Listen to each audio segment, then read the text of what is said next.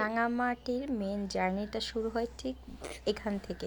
কারণ হচ্ছে রাঙামাটি যাবেন কাপ্তাই লেকে বোট নিয়ে, যদি আপনি না চলাচল করে তাহলে রাঙামাটির মজাটা, আসল যে মজাটা পাওয়ার কথা সেটা আপনি কখনোই পাবেন না। আর সব স্পটগুলো হচ্ছে ঠিক আপনার ছোট ছোট পাহাড়ে, মানে হচ্ছে ছোট ছোট দ্বীপের মতো করে গড়ে উঠেছে। সরকার ওইটাকে হচ্ছে সুন্দর করে পর্যটকদের দেখার জন্য, উপভোগ করার জন্য সুন্দর করে তৈরি করে দিয়েছে। মানে কি বলবো, খুবই সুন্দর করে। সো হচ্ছে এটা উপভোগ করার জন্য আপনাকে প্রথমে একটা লঞ্চ ভাড়া করে নিতে হবে। আপনি এখানে কোনো মানে আপনার সাথে অ্যাড করার জন্য কোনো মানুষ পাবেন না। যদি আপনারা গ্রুপ আসেন তাহলে গুড, আর যদি না আসেন তাহলে তো আর কিছু করার নেই, আপনাকে একাই হচ্ছে বোটটা ভাড়া করে নিতে হবে। সো আমরাও হচ্ছে আজকে সারা দিনের জন্য 8টি প্লেসের জন্য আমরা হচ্ছে একটা বড় বোট ভাড়া করে নিয়েছি, যেটা আমাদের একদিনের জন্য দিতে হয়েছে 2500 টাকা। এখানে হচ্ছে আপনারা বার্গেন নিতে পারেন। আর এখানে হচ্ছে বোর্ডের ভাড়া শুরু হয় ছোট থেকে বড়। তো আমরা যেহেতু বড় বোর্ডটা নিয়েছি তার জন্য আমাদের ভাড়াটা একটু বেশি পড়েছে। আর ছোট বোর্ডগুলো আপনি অনায়াসে 1500 টাকাতে পেয়ে যাবেন। 1500 থেকে স্টার্টিং হয়। ওইটা ওই টাইপেরও ছোট না, মানে একটু মিডিয়াম আর কি। আর এটা সবচেয়ে বড়, এর থেকেও ছোট ছোট আছে। তো যাই হোক, এখানে আপনি বোট ঘাটে এসে বোট দেখে দাম দর করে নেবেন। আর যদি গ্রুপ আসেন তাহলে আপনাদের খুবই ভালো হবে। গ্রুপ আসলে মজাও বেশি করা যাবে, কারণ হচ্ছে বোটে করে ঘুরলে গ্রুপ লাগে। যাই হোক, আমি হচ্ছে বোটে করে ঘোরার জন্য অনেক খাবার নিয়ে নিয়েছি, মানে যা যা খেতে ভালো লাগে, যেমন সিঙ্গারা, সমোসা, চানাচুর, ভাজা পোড়া, তারপর হচ্ছে আর কি মানে চিপস টিপস এগুলো নিয়েছি।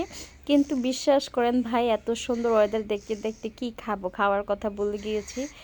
এই তো এগুলো দেখতে দেখতেই যাচ্ছি। তারপর হচ্ছে চিন্তা করলাম যে মানে এতগুলো খাবার শুধু শুধু নেওয়া হয়েছে, কারণ হচ্ছে এখানে আপনার দেখতেই এত ভালো লাগে যে খাবার কি কি কি মানে সব কিছুই ভুলে যাবেন, এরকম একটা অবস্থা।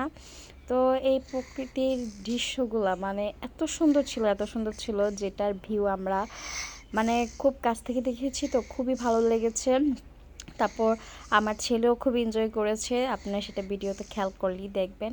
এখানে আমরা তিনজন খুবই মজা করেছি, কারণ হচ্ছে আমার ছোট মেয়ে, ও আবার বোর্ডের ভিতরে প্রায় 1 ঘন্টা ঘুমিয়েছিল, যেটা হচ্ছে খুবই ভালো হয়েছে ওর জন্য।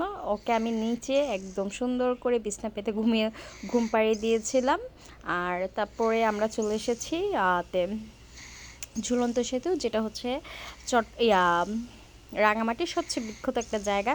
তো এখানে এটা ঘোরার জন্য জাস্ট ওরকম এক সেতুতে ঘুরলাম, ঘুরে এখানে আমরা একটু উপরে উঠবো। উপরে হচ্ছে এখানে ছিল, মানে আদিবাসীদের একটু বাজার ছিল, এই আনারস বিক্রি করতেছে। তারপর হচ্ছে ব্যাগ বানায় যে নিজেদের হাতের তৈরি, ওগুলো একটু বিক্রি করতেছিল, ডাব টাব। তো এখানে আপনি খাবার পেয়ে যাবেন এবং ন্যায্য মূল্যে পাবেন, দাম খুবই কম। পাহাড় এলাকাতে দাম অনেক কম হয়, রিজনেবল হয়।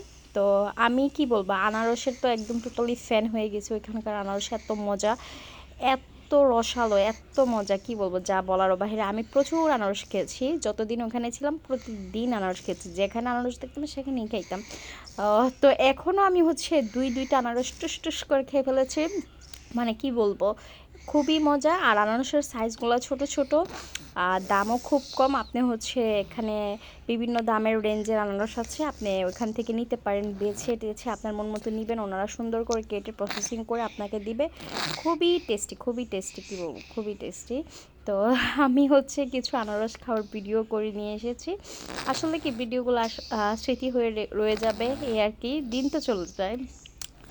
তো এই ছিল এই ব্লকের ঘোরাঘুরি। তো আর কয়েকটা ব্লগ তো অলরেডি ছেড়ে ফেলেছি, যেগুলো আপনারা দেখে নিয়েছেন। তো এই ছিল রাঙামাটির একটা সুন্দর ট্যুর। কি বলবো, খুবই ভালো লেগেছে। তো সবাই ভালো থাকবেন, আর যদি ভিডিওগুলো ভালো লাগে অবশ্যই লাইক কমেন্ট শেয়ার করবেন, আর ফলো দিয়ে পাশে থাকবেন। সবার জন্য ভালোবাসা। আল্লাহ হাফেজ।